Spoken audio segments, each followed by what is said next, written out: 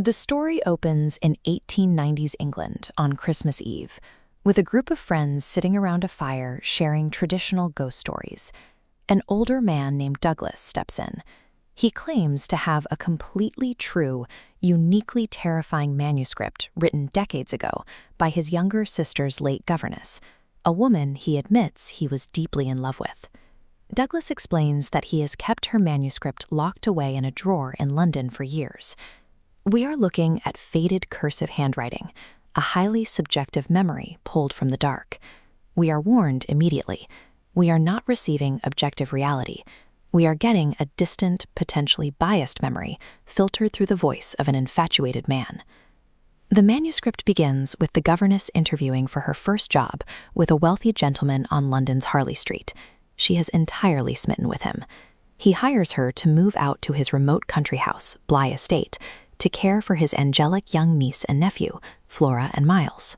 He gives her one strict condition of employment. She must handle all problems on her own. She is absolutely forbidden from contacting him. An anomaly surfaces almost immediately. A letter arrives from a headmaster stating 10-year-old Miles has been expelled from school, with no clear explanation as to why. This strict mandate of no contact creates a dangerous psychological pressure cooker. The governess has zero access to the outside world, stripping her of any lifeline to verify reality. Let's analyze the plot strictly through the governess's stated belief that literal demonic ghosts are haunting Bly. She starts seeing strange figures around the grounds. Based on her descriptions, the housekeeper, Mrs. Gross, identifies them as Peter Quint and Miss Jessel, two former employees who are both dead. Mrs. Gross reveals their dark history. Quint and Jessel had an illicit relationship, and they spent an inappropriate amount of time alone with the children before they died.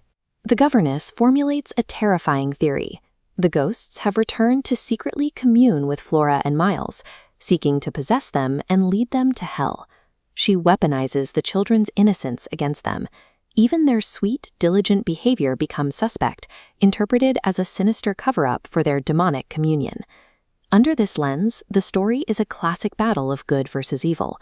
The governess stands alone as the heroic protector of innocent souls. The narrative breaks down during a pivotal confrontation.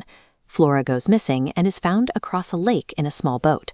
The governess spots Miss Jessel's ghost standing nearby. She turns on a little girl, violently demanding that Flora confess to seeing the apparition. Mrs. Gross explicitly states she cannot see anything at all. Flora bursts into hysterical tears and denies the ghost's existence. Mrs. Gross immediately flees Bly Estate with Flora, leaving the governess entirely alone with Miles. The reliable narrator framing shatters right here. We are forced to ask whether these ghosts exist entirely inside the governess's mind. This diagram compares the ghost theory with a paranoia theory. Regarding Miles's expulsion, he was just repeating things he didn't understand, debunking demonic influence. At the lake, Flora was traumatized by a deranged adult screaming at empty space. Mrs. Gross's departure was an escape. Stripping away the ghosts reveals a grounded, horrific reality.